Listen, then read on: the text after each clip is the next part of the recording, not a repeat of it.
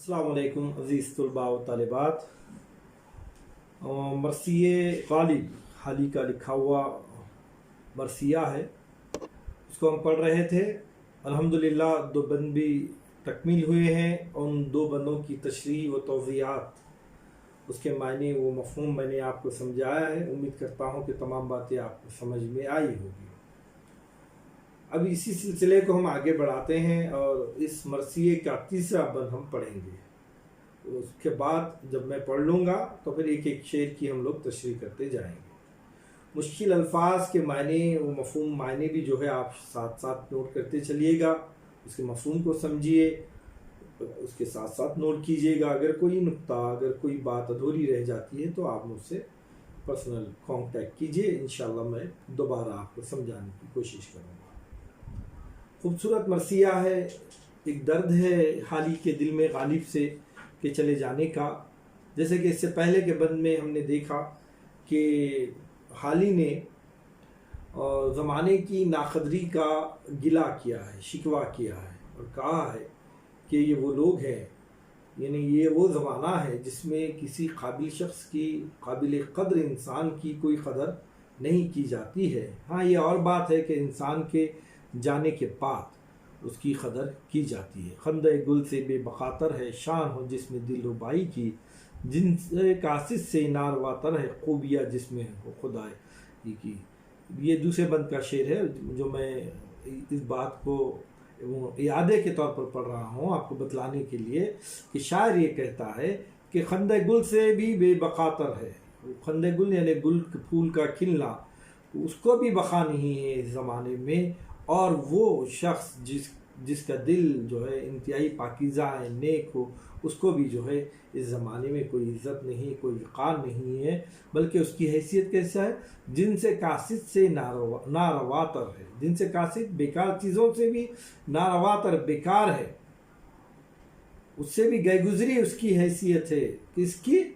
जिसमें खूबियाँ, जिसमें हो खुदाई, जिसके अंदर अच्छाई की खूबियाँ हो, नेकी की खूबियाँ हो। यानी गोया शायर ये कहना चाहता है इस बंद में कि ज़माना कदरदान नेक लोगों की कदर नहीं करता है।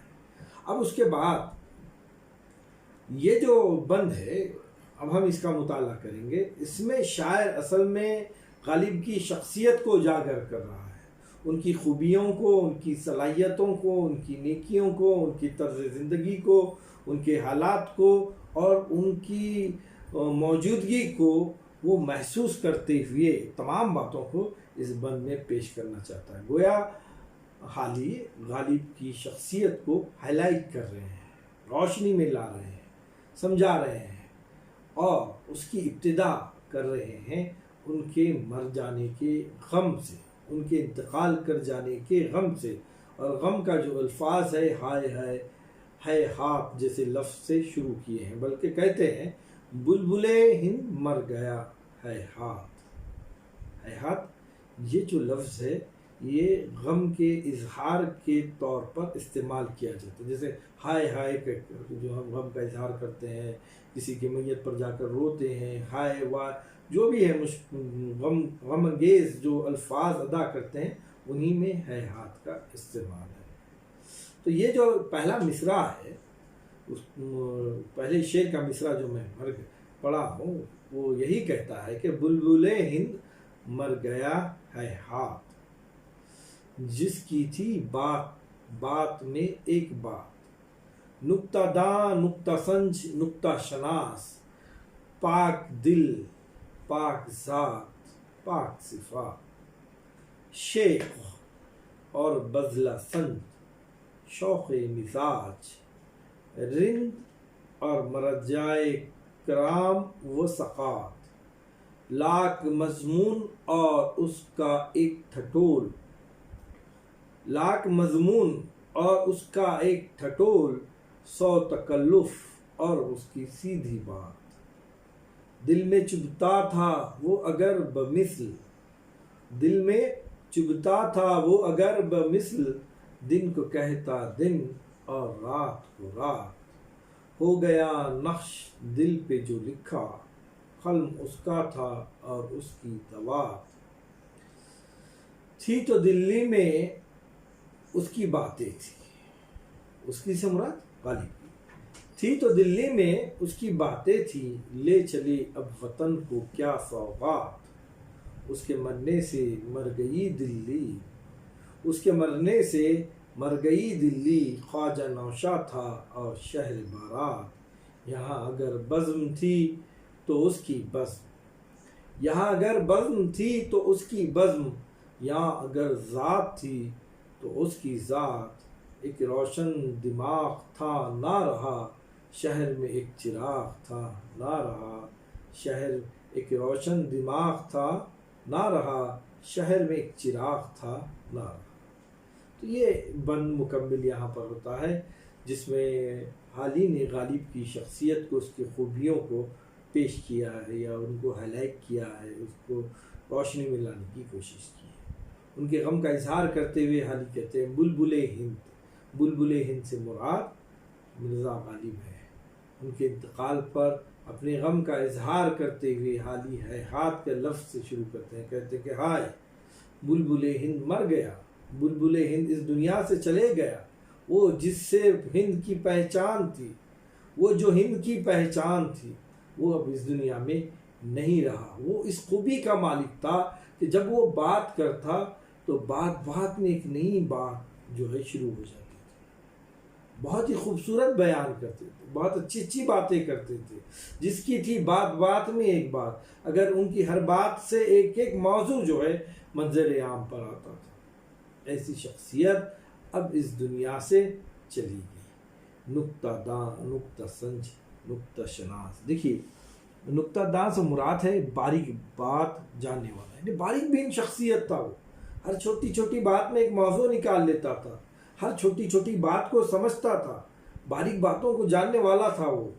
اور نکتہ سنج کہتے ہیں خوش گفتار، خوش مزاج، اور نکتہ سنج، نکتہ شناس ہم معنی الفاظ ہیں، ایک جیسے الفاظ ہیں۔ شاعر کیا کہہ رہا ہے، غالب نکتہ داں تھے، یعنی باریک باریک باتوں کو جاننے والے تھے۔ ان کی شخصیت کیسی تھی؟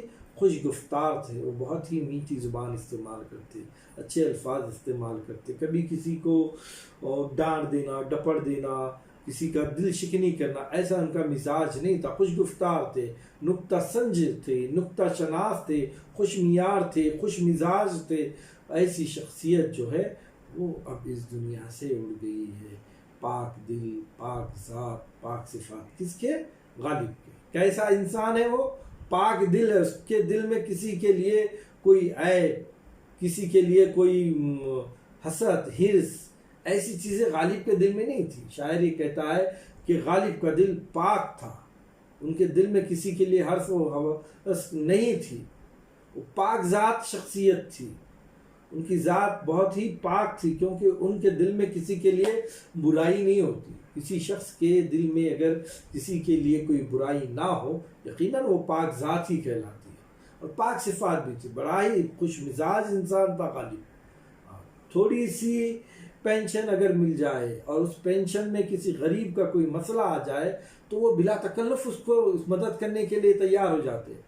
آپ اپنی پینشن کا بہت سارا حصہ غربا میں تقسیم کر دیتے تھے۔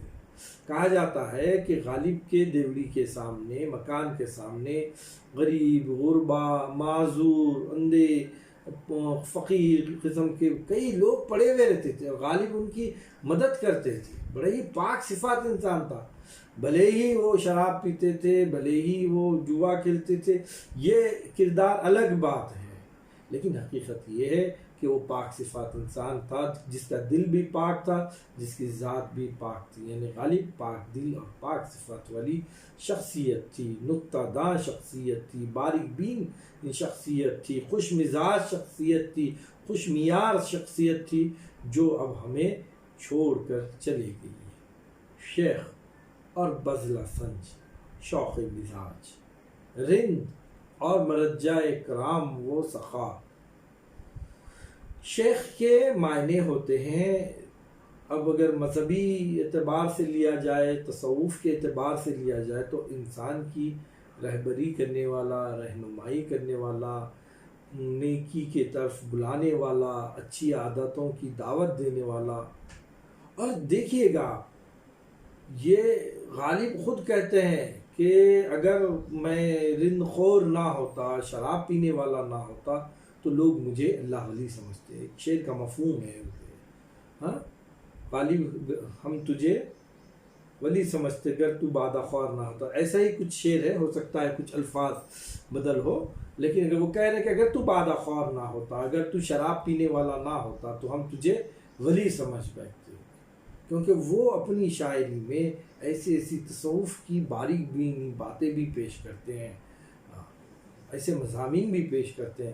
جب ان باریک بین باتوں کو ہم پڑھتے ہیں، ان مضامین کو پڑھتے ہیں، اور اگر غالب کی مکمل شخصیت ہماری نظروں کے سامنے نہیں ہے تو یقیناً ہم یہ سمجھ بیٹھتے کہ یہ جو کچھ بھی پیش کیا ہے، جس نے بھی یہ پیش کیا وہ یقیناً اللہ ولی ہے. تو شاعر یہیں اسی بات کو پیش کرتے ہوئے کہتے ہیں شیخ، شخصیت شیخ جیسی ہے، خوبیاں، اچھائیاں، نیک، پاک دل، پاک ذات، پاک صفات یقیناً شیخ کی ہیں. اور بذلہ سنج، خوش گفتار انسان ہے، لطیفہ گو، چھوٹی چھوٹی باتوں میں انسان کو ہنسا دینے والا ہے، خوش مزاج ہے، شوق مزاج ہے، چنچل مزاج ہے. لوگوں کے ساتھ لوگوں کو جب ملتا تو لوگ اس سے محظوظ ہوتے، خوش ہو جاتے تھے.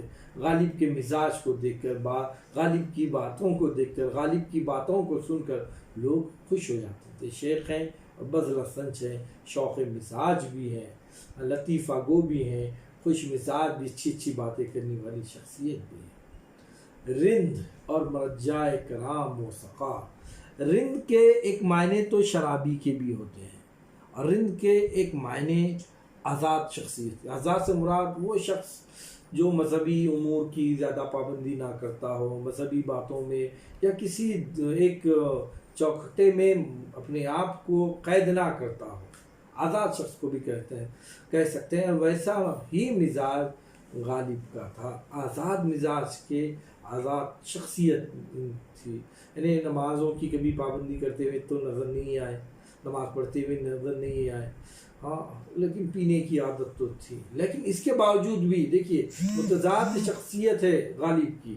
یہاں تو شراب پینے کا بھی شوق ہے، یہاں تو جو ہے جوا کھیلنے کے بنیاد پر جیل میں بھی چلے گئے، ہاں، لیکن اس کے علاوہ ان کے دیوان خانے میں ہما وقت دیکھتے کہ بڑے بڑے علماء اکرام، معتبر شخصیت جمع ہوتے تھے اور ان کی ذات سے فیض حاصل کرتے تھے. یہ متضاد شخصیت ہوگی غالب کی. ایک طرف تو وہ شراب بھی پیتے ہیں، دوسری طرف علماء دین کی محفل میں بھی بیٹھتے ہیں، ایک طرف وہ جوا بھی کھیلتے ہیں، ایک طرف تصوف کی باریک باریک موضوعات پر جو ہے وہ اظہار خیال بھی کرتے ہیں، معتبر لوگوں میں بھی بیٹھتے ہیں، کبھی جوا کھیلنے والوں میں بھی بیٹھتے ہیں. رند اور مرجع کرام و سقا. لاکھ مضمون اور اس کا ایک ٹھٹور. اس کے ایک مذاق میں، غالب کے ایک ٹھٹور مذاق کو کہتے ہیں، اس کے ایک مذاق میں ایسے کئی مضامین نکلتے جس پر انسان بہت کچھ اظہار خیال کر سکتا تھا. لاکھ مضامین ہیں اور اس کا ایک ٹھٹور، اس کے ایک مذاق سے بہت سارے مضامین نکلتے تھے. 100 تکلف، 1000 تکلف کیجئے لیکن غالب کی ایک سیدھی بات ہو جاتی تھی. ان 1000 تکلفوں میں غالب سے ایک سیدھی بات نکل جاتی تھی. ان 1000 ٹھٹول میں، ایک ٹھٹول میں 1000 قسم کے جو ہے لاکھوں قسم کے مضامین بن جاتے تھے. اس قابل جو ہے غالب کی شخصیت تھی. دل میں چپتا تھا وہ اگر بمثل دن کو کہتا، دن اور رات کو رات. غالب جو کہہ دیتا وہ بات دل میں جو ہے نقش کر جاتی تھی. ہو گیا نقش دل پہ جو لکھا. غالب نے جو کچھ بھی لکھا، جو کچھ بھی سمجھایا، جو کچھ بھی ان کی شاعری ہے، آپ کو معلوم ہونا چاہیے غالب صرف ایک شاعر نہیں ہے بلکہ وہ ایک بہترین نثر نگار بھی ہے، وہ ایک بہترین خطوط نگار بھی ہے. غالب کے خطوط آج ادب کا ایک بہترین حصہ ہے. مراسلے کو مکالمہ بنا دیا تھا غالب نے خطوط کے ذریعے سے. گویا غالب نے جو کچھ بھی لکھا وہ انسان کے دل پر نقش کر گیا. غالب کی یہی خوبی تھی.